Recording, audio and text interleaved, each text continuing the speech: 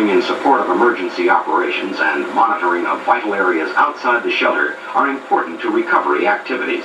Naturally, area monitoring, being an operation different from personnel monitoring, requires a different technique and different equipment. The CDV 715 survey meter will generally be used for area monitoring, and an operational check should be performed before every use. This monitor is at a fallout monitoring station and is expecting final instructions from the RADF officer at the control center before he leaves on a monitoring mission.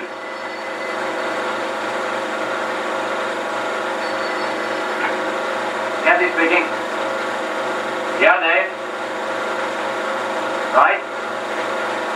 We finally managed to locate some of the medical supplies that are badly needed.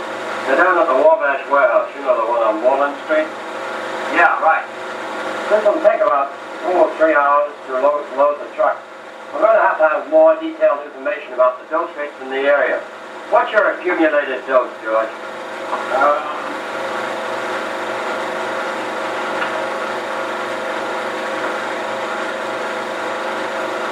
I've had about 45 hours.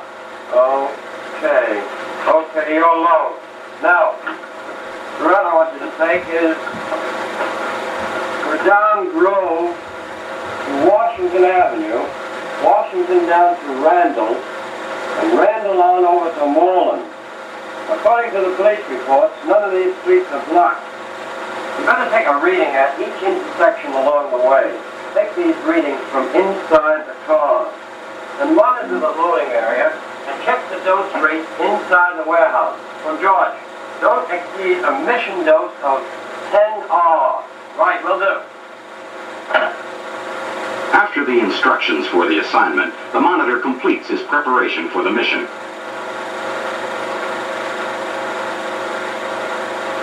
Most clothing is suitable for wear on monitoring missions. Once fallout is down, the lower legs and feet are the most likely areas to become contaminated. Protection of these areas is accomplished by wearing heavy shoes, boots, or leggings with the pant cuffs tied over them.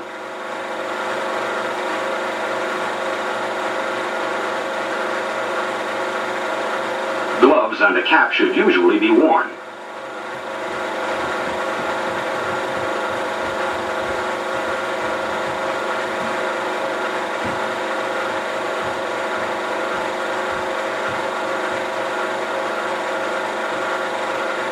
Next, the monitor's dosimeter is zeroed. And he is ready for his mission outside the shelter. If conditions outside are dusty, the monitor should take additional precautions, such as fastening clothing snugly around wrists and neck, and covering the nose and mouth with a handkerchief or piece of cloth. If available, a protective mask could be worn for this purpose.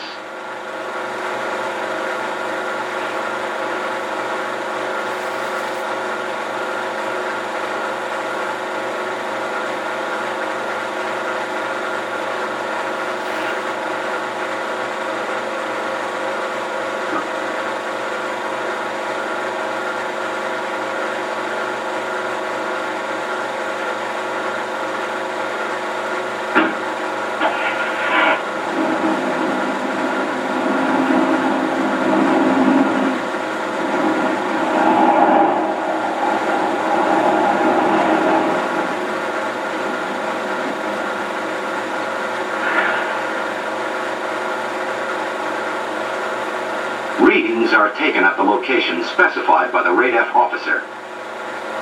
Each reading is recorded. When a reading is taken from inside a car, as in this case, it should be so noted on the report. A similar procedure will be repeated at the other assigned locations en route.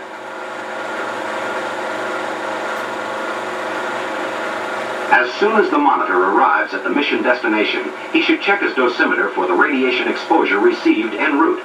Assuming the dose will be equal on the way back, the monitor should calculate the exposure he can allow himself in the area and still get back under the assigned mission dose.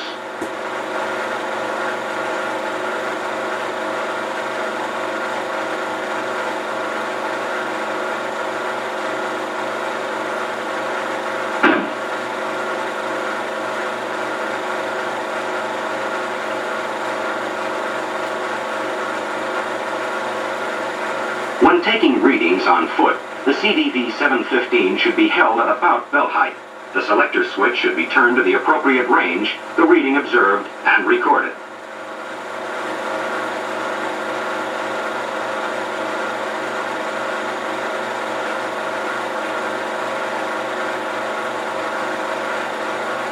This procedure should be followed for all readings taken with the CDV 715. Bearing in mind the exposure on the return trip, the monitor should check his dosimeter periodically during the mission to prevent exceeding his mission dose. The mission having been completed, the monitor is ready for the trip back to the shelter.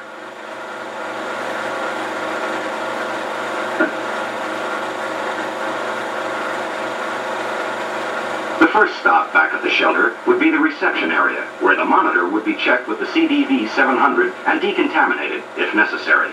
In this case, the monitor's contaminated clothing was left in the reception area.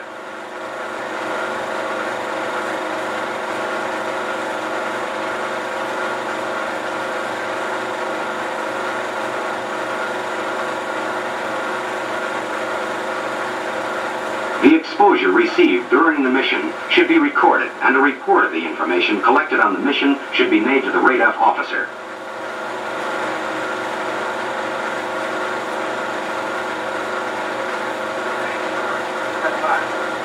In the event of a nuclear attack, countless missions such as this one would have to be carried out, some more complex, some less, but each in its own way vital. Knowing the correct monitoring procedure is essential. Each mission, however slight it may seem, must be carried out properly. A part of survival, at least, will depend on it.